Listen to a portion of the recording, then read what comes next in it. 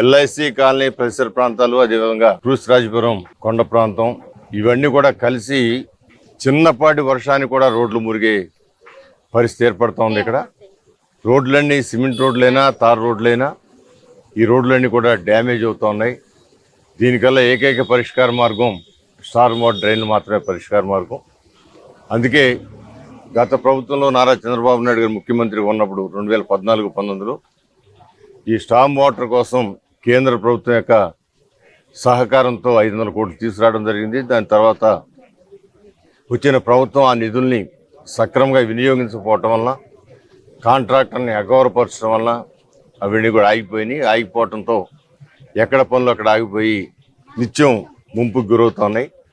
ఇది మరలా ఒక ప్రణాళికగా తీసుకుని ఎంపీ గారి సహకారంతో, చంద్రబాబు గారి యొక్క అనుమతితో మరలా ఆ నిధుల్ని వాటికి కొంత చేర్చి ఎక్కువ మొత్తాన్ని తీసుకొచ్చి విజయవాడ నగరం అంతా కూడా నీరు పడగానే వెళ్ళిపోయేటట్టుగా చేయాలనేది మేము ముగ్గురు శాసనసభ్యులు కూడా ఆలోచిస్తూ ఉన్నాం. అది ముఖ్యమంత్రి గారి దృష్టి కూడా తీసుకెళ్ళాము, చంద్రబాబు గారి దృష్టికి. ఆయన కూడా కేంద్ర ప్రభుత్వంతో మాట్లాడుతున్నారు. అది ఒక్కటే మాత్రమే దీనికి పరిష్కారం.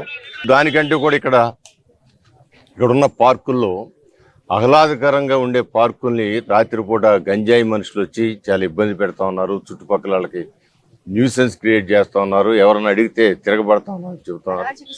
అది ఒక నెల బట్టి కొంచెం కంట్రోల్కి వచ్చిందని చెప్పి నేను ఇందాక కృష్ణలంక ప్రాంతంతో వాళ్ళు చెప్పారు.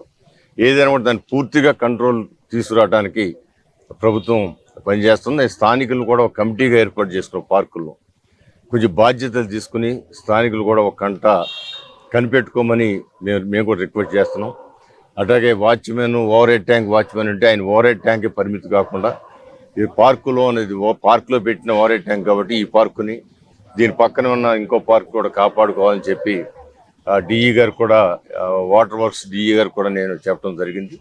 ఏదేమైనా కూడా అందరూ కూడా అటు పబ్లిక్, ఇటు అధికారులు, రాజకీయ ప్రతినిధులు అందరూ కూడా సమిష్టి కృషి చేస్తేనే సమాజంలో మంచి జరుగుతుంది తప్ప ఏ ఒక్కరి వల్ల కూడా సాధ్యపడేది కాదు.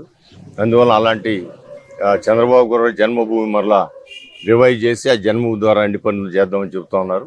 ఏదేమైనా కూడా త్వరలో అన్నిటికీ కూడా పరిష్కారాలు చంద్రబాబు గారి నాయకత్వంలో వస్తాయని తెలియజేస్తున్నాం.